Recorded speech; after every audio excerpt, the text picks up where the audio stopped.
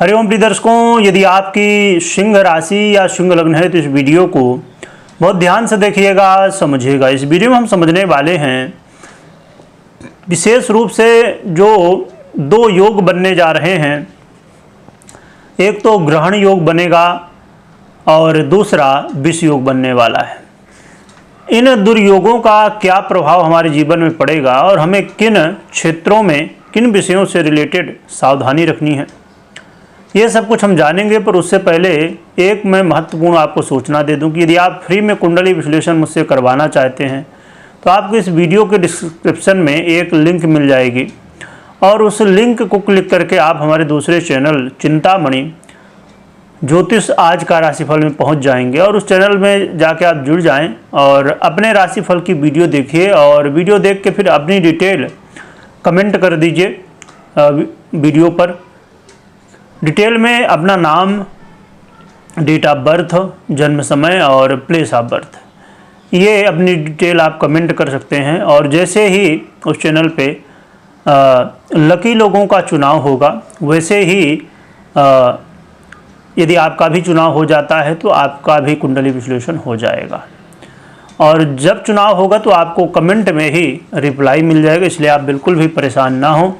जब चुनाव होगा तो आपको जानकारी दी जाएगी और उस चैनल पे आप कनेक्ट रहिएगा, जुड़े रहिएगा, जिससे आपको वीडियो भी उसी चैनल पे मिल जाएगी कि हाँ अब चुनाव हुआ है, तो आपको जानकारी मिलेगी।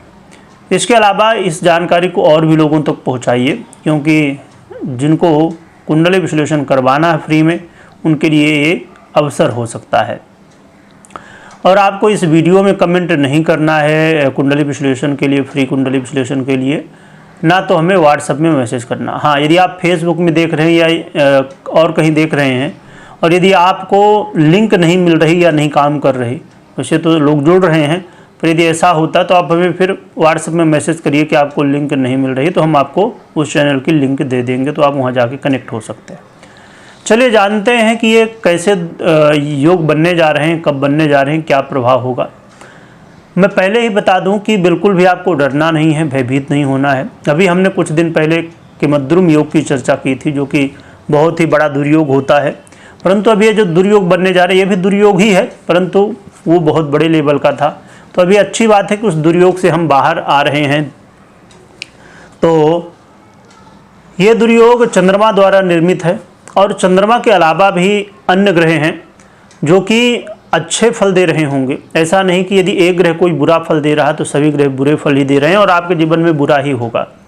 तो बिल्कुल भी भयभीत नहीं होना है, बस समझने की आवश्यकता है कि हमें मालूम हो कि इन क्षेत्रों में हमें सावधान रहना है, जिससे हमें कोई नुकसान ना होने पाए, हम बच सकें, है ना। तो इस बात को ध्यान रखिएगा। चलिए जानते हैं। तो 10 अगस्त को यानी 9 अगस्त की रात्रि 2:10 यानी कि 10 तारीख लग चुकी होगी, 10 अगस्त। तो 10 अगस्त से चंद्रमा आ जाएंगे कुंभ राशि पर, जहाँ पर राहु पहले से ही गोचर कर रहे हैं, जिसकी वजह से यहाँ पर राहु और चंद्रमा एक साथ होंगे तो ग्रहण योग का निर्माण हो जाएगा। जो कि एक अच्छी बात इसमें है कि देवगुरु बृहस्पति जैसे शुभ ग्रह का प्रभाव रहने वाला है, जिसकी वजह से ये समझिए कि ये जो दुर्योग बनने जा रहा है तो इसका प्रभाव तो रहेगा ही रहेगा, परंतु बहुत कम हो जाएगा। ये अच्छी बात है। परंतु ये 10 तारीख से लेके 12 तारीख यानी कि 12 तारीख को सुबह 6:10 तक चंद्रमा रहेंगे। कहाँ पर? कुंभ पर। इसके बाद फिर ये मीन राशि में गोचर करना शुरू करेंगे, जहाँ पर कि शनिदेव पहले से ही गोचर कर रहे हैं। तो जब शनिदेव के साथ ये गोचर करेंगे उस समय देवगुरु बृहस्पति की दृष्टि भी नहीं होगी, जिसकी वजह से जो विष योग बनेगा तो ये बड़ा कहा जा सकता है, क्योंकि देवगुरु बृहस्पति की दृष्टि की वजह से ग्रहण योग का प्रभाव बहुत कम हो गया। परंतु विष योग में थोड़ी सी हमें ध्यान रखने की आवश्यकता विशेष रूप से होगी। चलिए जानते हैं कि किन क्षेत्रों में हमें सतर्क रहना है, ना कि डरना है। सबसे पहले देखा जाए तो आपके ये सप्तम भाव में ही गोचर करेंगे जब कुंभ राशि में होंगे, तो लग्न के अनुसार, है ना।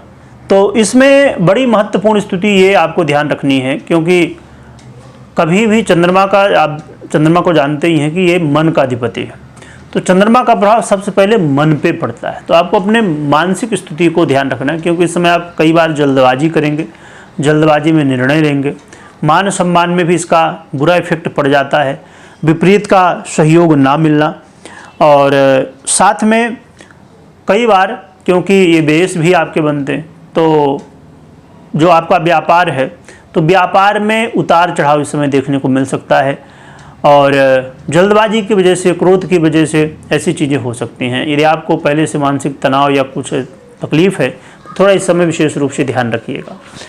और आपको अपने मैरिज लाइफ में वाद विवाद ना हो, कलह का माहौल ना बनने पाए, इसके लिए भी प्रयास करते रहना चाहिए। और यदि कोई आप इंटरव्यू देने जा रहे हैं, वहाँ पर आप अपने तैयारी को बहुत मजबूत रखिएगा, क्योंकि यहाँ पर कई बार असफलताओं की स्थिति देखने को मिल सकती है।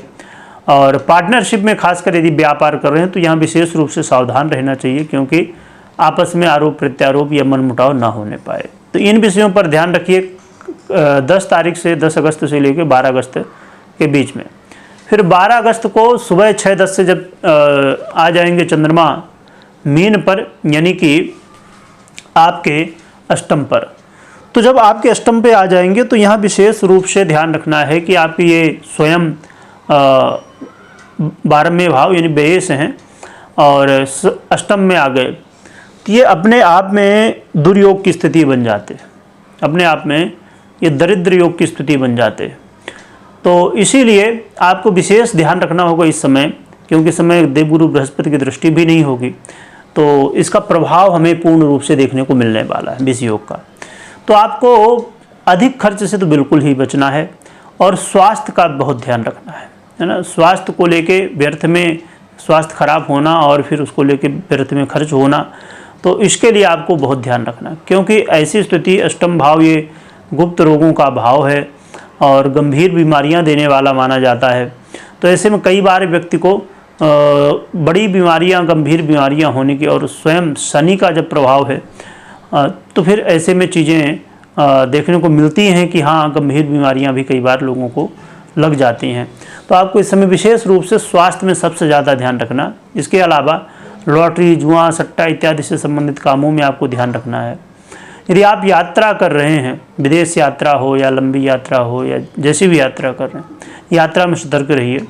गाड़ी वाहन चला रहे हों या आप पब्लिक वाहन में जैसे भी यात्रा कर रहे हैं, इस समय तंत्र मंत्र में कई बार मन आपका भागेगा, पर इससे अभी थोड़ा सा सावधान रहना, क्योंकि कई बार आपको गलत चीज़ें बताई जा सकती हैं।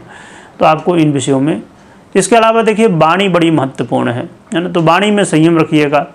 और घर परिवार में खुशी का माहौल बना रहे, आपस में किसी का वाद विवाद न हो, इसके लिए प्रयास आपको करना होगा, क्योंकि इसकी संभावना है। तो इन विषयों पर हमें ध्यान रखना है, कोई प्रॉब्लम ना क्रिएट होने पाए। और इसके लिए उपाय क्या करना, तो उपाय में चंद्रमा से रिलेटेड सभी उपाय कर सकते हैं। भोलेनाथ की आराधना कर सकते हैं। इस समय श्रावण चल ही रहा है, बहुत ही सुंदर समय है।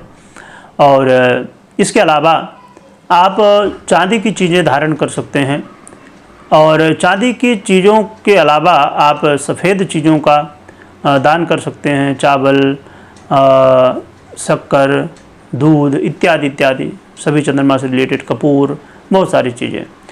तो जैसे आटा भी आ जाता है, तो बहुत सारी चीज़ें हैं जिनका आप दान कर सकते हैं। और यदि आपकी व्यवस्था है, सभी कर सकते हैं, नहीं एक उपाय भी कर सकते हैं। भोलेनाथ की आराधना भी कर लेंगे ना तो बहुत अच्छा है, क्योंकि इस समय श्रावण ही है, तो इससे अच्छा कोई अवसर है नहीं भोलेनाथ की आराधना का। तो भगवान की कृपा से वैसे भी ये देखिए, ये गोचर का प्रभाव है, और खाली हमने एक ग्रह के बारे में, चंद्रमा के बारे में समझा कि ये विष योग चंद्रमा, शनि और इनका राहु का, तो इसमें बहुत चिंता की आवश्यकता नहीं, पर हाँ ध्यान रखने की जरूर आवश्यकता है। और प्रिय दर्शकों, जिन्हें ज़रूरत है फ्री कुंडली विश्लेषण की, उन्हें ज़रूर ये जानकारी दीजिएगा, जिससे यदि उनका भी नाम आ जाता है तो उनको भी अवसर मिल जाएगा। वीडियो देखने के लिए बहुत बहुत धन्यवाद।